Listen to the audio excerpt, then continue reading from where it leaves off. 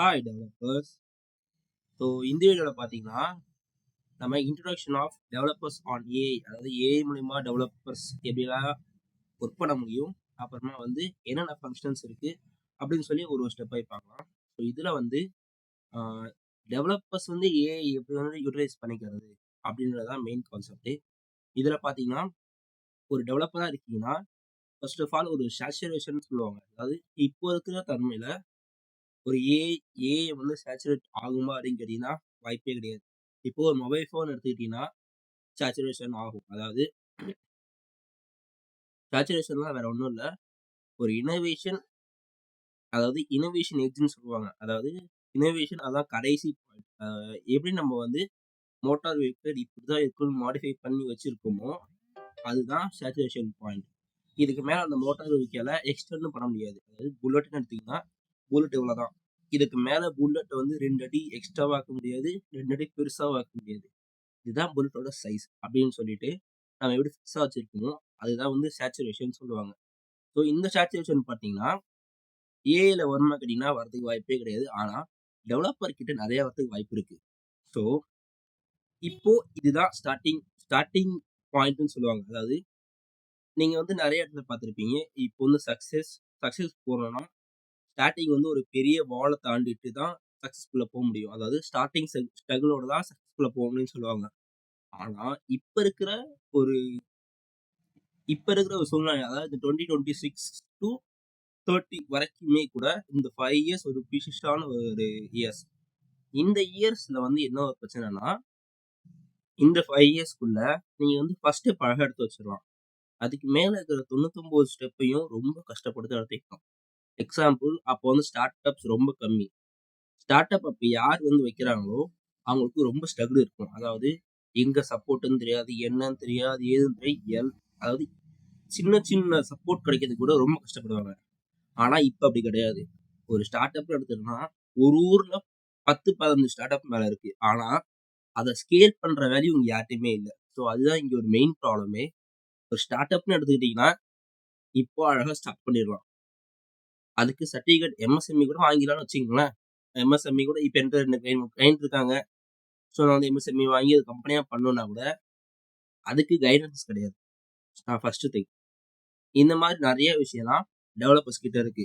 Developing சைடில் இது என்ன மேஜர் அஃபெக்ட் பண்ணும் பார்த்தீங்கன்னா, நீங்கள் ஒரு வெப்சைட் டெவலப்பரை, அதாவது இப்போ ஒரு ஒரு ஒரு சின்ன சினாரியோ வச்சுக்கோங்களேன். உங்கள் ஊரில் யார்ட்டையுமே வெப்சைட் அவ்வளோமா இல்லை. ஸோ நீங்கள் வந்து ஒரு இன்னோவேஷனாக வெப்சைட்டை உங்களோட காஸ்ட்டை குறைச்சிக்கிட்டு ஸ்டார்டிங்கில் எல்லாருக்கும் வெப்சைட் வேணும்னு சொல்லி நீங்கள் பண்ணுறீங்க அப்படின்ற பட்சத்தில் அது வந்து ஒரு சின்ன இனோவேட்டிவ் உங்களோட ஒரு ஒரு சர்க்கானஸ், அதாவது உங்களோட ஒரு ஒரு சின்ன மைண்ட் செட், ஒரு சின்ன ஹாப்பினஸ் குறைச்சிக்கிட்டு எல்லாருக்குமே தரணும்னு ஆசைப்படுறீங்கன்னா அதுல வந்து என்ன பிரச்சனைனா, இங்க ஸ்கேலபிலிட்டி அதிகமா இருக்கு. ஆனா ஸ்கேல் பண்ற திறமை இங்க யார்ட்டுமே இல்லை.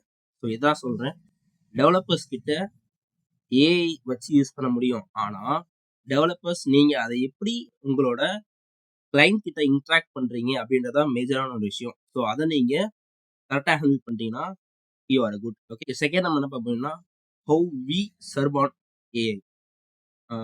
எப்படி நம்ம வந்து ஒரு ஏஐ கூட ட்ராவல் பண்ணுறது இந்த அடுத்த நெக்ஸ்ட் 5 இயர்ஸ்க்குள்ளன்னு பார்த்தீங்கன்னா, ஃபர்ஸ்ட் வந்து இருக்கிற எல்லா ஏஐ பற்றியும் தெரியும் அப்படின்ற அவசியம் சத்தியமாக கிடையாது.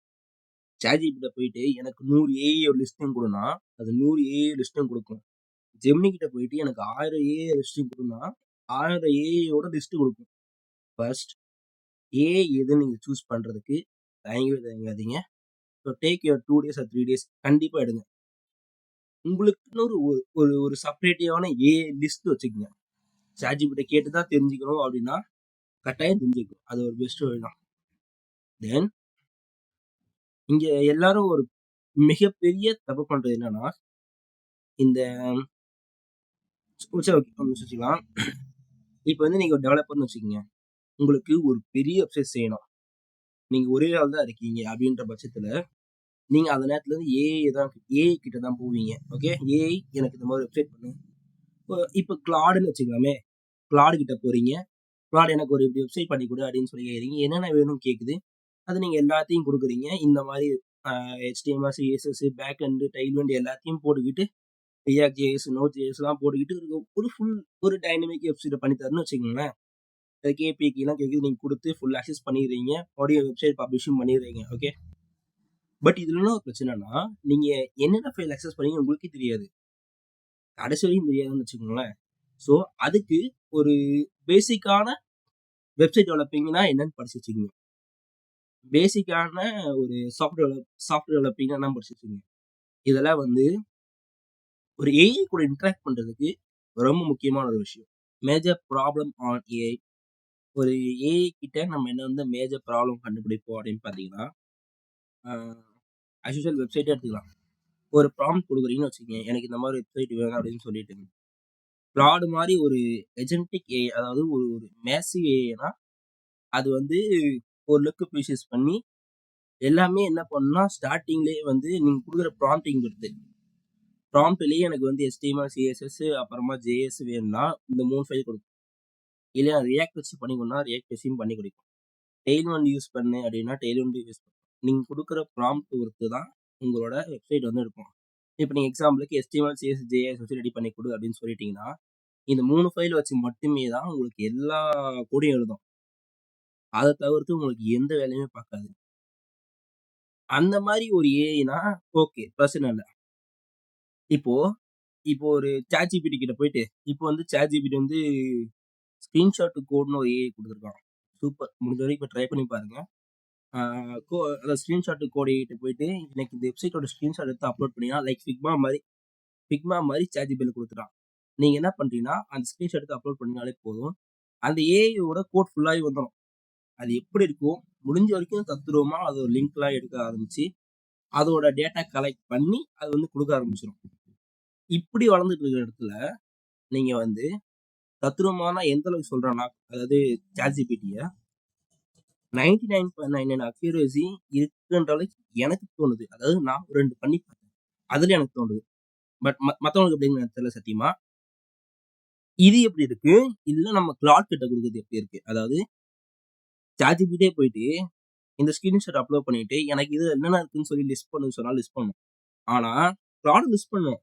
ஆனா இது பண்ணணுமா? அடுத்து என்ன பண்ணணும்னு சொல்லி அதோட அட்வான்ஸ் ஃபீச்சர்ஸ ரெகக்னைஸ் பண்ண ஆரம்பிச்சிரும். ஸோ இதனால தான் சொல்றேன்.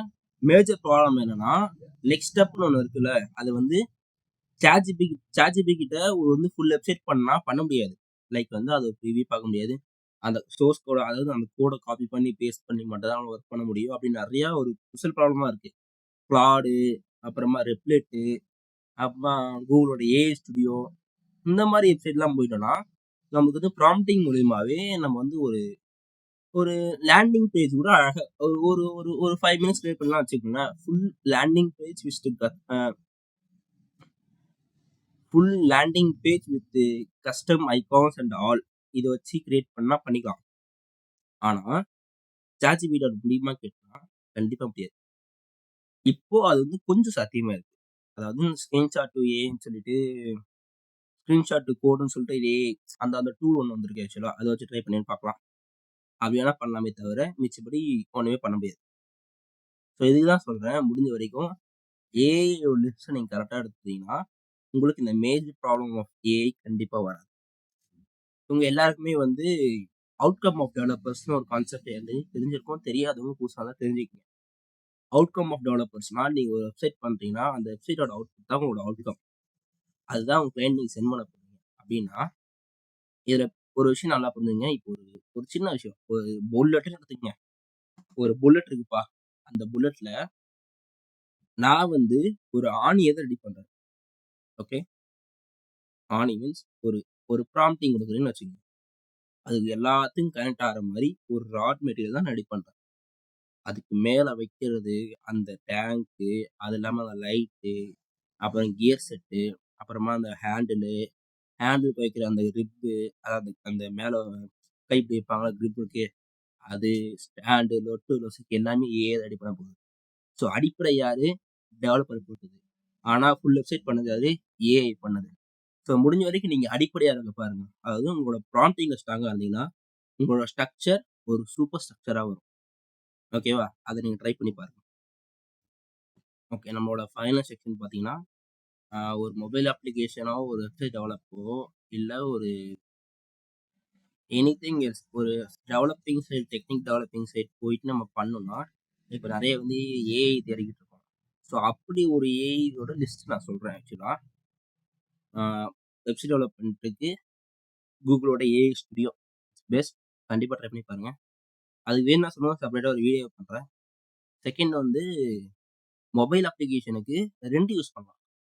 ஃபர்ஸ்ட் வந்து நீங்க கிளாட் கிட்ட போயிட்டு எனக்கு இந்த மாரி ஸ்ட்ரக்சர்ல நான் இந்த மாரி பண்ண போறேன் அப்படின்னு சொன்னீங்கன்னா, அது ஒரு ஃபுல் ஃபங்ஷன் ஃபைல் குடுத்துரும். ஓகேவா? அதாவது இப்ப நீங்க வந்து ஆண்ட்ராய்ட் மட்டும் தான் பண்ண போறீங்கன்னா, ஆண்ட்ராய்டோட ஆண்ட்ராய்ட் ஸ்டுடியோன்னு ஒண்ணு இருக்கு. அத எடுத்துக்கலாம் நீங்க. ஆனா நீங்க வந்து ஃபுல் ஸ்டாக், அதாவது எல்லாருக்குமே சப்போர்ட் ஆகுற மாரி, அதாவது எனக்கு வந்து ஐஃபோனும் சப்போர்ட் ஆகணும் அந்த மாரினா, இந்த ஃப்ளட்டர் இந்த மாரி எடுத்துக்கலாம். அதே ப்ராடக்ட்டே போயிட்டு நான் ஃப்ளட்டர்ல யூஸ் பண்ண போறேன் அப்படின்ற மாரி சொல்லி, நீங்க என்ன பண்ணலாம்னா, எனக்கு ஃப்ளட்டர் ஃபைல் மாரி ரெடி பண்ணி குடு. இதுதான் என்னோட கம்பெனி டீல்ஸ் அதுகிட்ட சொல்லிட்டீங்கன்னா, அது வந்து ஃபுல் ஃபைல் ரெடி பண்ணி குடுத்துரும். அத நீங்க ஃப்ளட்டர்ல போட்டு, அது சம்திங் ஒரு கிளாடோட ஏஐ பாட் சம்திங் ஏதோ ஒரு பாட் கனெக்ட் பண்ணி, நீங்க கோட் பண்ணி வச்சுக்கலாம். இல்ல நீங்க கிளாட்லயே பண்றீங்கனாலும் பிரச்சனை இல்ல. That your wish. Okay. Second வந்து சாரி தேர்டா? 3 வந்து மொபைல் டெவலப்மென்ட். இப்பதான் நான் சொன்னேன். ஓகே. ஃபர்ஸ்ட் வந்து நம்ம வந்து வெப்சைட் டெவலப்மென்ட் பார்த்தாச்சு. வெப்சைட் டெவலப்மென்ட் பார்த்த உடனே இப்போ வந்து மொபைல் டெவலப்மென்ட் பார்க்கலாம். இப்போ வந்து சாஃப்ட்வேர் டெவலப்மென்ட். சாஃப்ட்வேர் டெவலப்மென்ட்ன்னு கண்டிப்பா இது மாரி தனியா டூல்லாம் கிடையாது. இருந்துச்சுன்னா தயவு செஞ்சு கமெண்ட்ல சொல்லுங்க, நானும் கத்துக்கிறேன். தென் சாஃப்ட்வேர் டெவலப்மென்ட் பொறுத்தவரைக்கும் நீங்க ChatGPT, Gemini கிட்ட போயிட்டு நான் இந்த மாரி ப்ராடக்ட் ரெடி பண்றேன். லைக் வந்து இதுவும் நான் சொல்லணும். சாஃப்ட்வேர் டெவலப்மென்ட் பொறுத்தவரைக்கும் ஒரு பெரிய